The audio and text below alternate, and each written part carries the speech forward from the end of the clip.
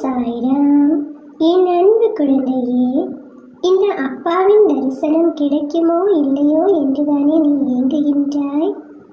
மனம் தளராதே, நான் அனைத்தையும் அறிவேன். இது மட்டுமல்ல, நீ உன் வாயிலாக சொல்வதையும் நான் கேட்கிறேன், உன் மனதால் சொல்வதையும் நான் கேட்கிறேன்.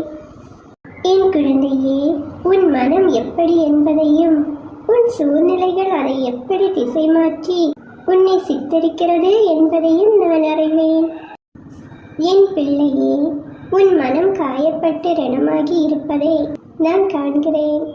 கவலைப்படாதே. உனக்கான பாதுகாப்பாய் உன்னையும் உன் குடும்பத்தையும் நான் பாதுகாக்கிறேன். பின்பு எப்படி உங்களை நிர்கதியாக தவிக்க விடுவேன்? உன் வாழ்க்கையில் நீ கடந்து வந்த பாதையை சற்று யோசித்துப்பார்.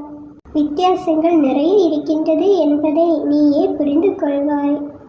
என் குழந்தையே, உன்னை எப்படி நான் வீழ செய்வேன்?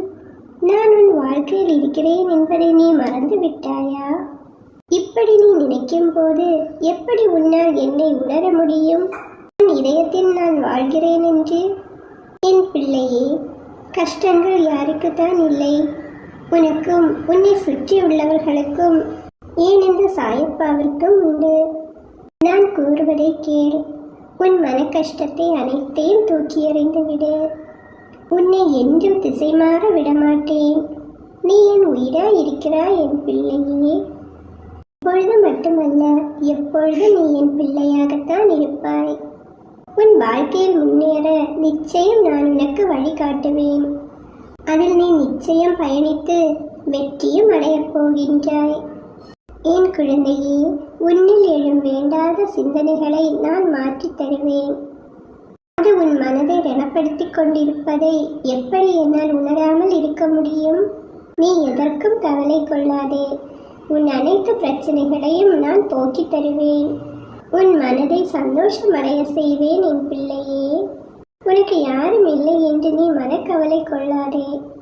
இந்த சாயப்பா எப்பொழுதும் உன்னுடனே தான் இருப்பேன். உனக்கு என்ன கவலை வந்தாலும் இந்த சாயப்பாவை நினைத்துக்கொள். நான் நிச்சயம் உனக்கு நிம்மதியை அளிப்பேன். நீ சந்தோஷமாக வாழ நான் உனக்கு வழி செய்வேன் என் பிள்ளையே. ஓம் சாய்ராம்.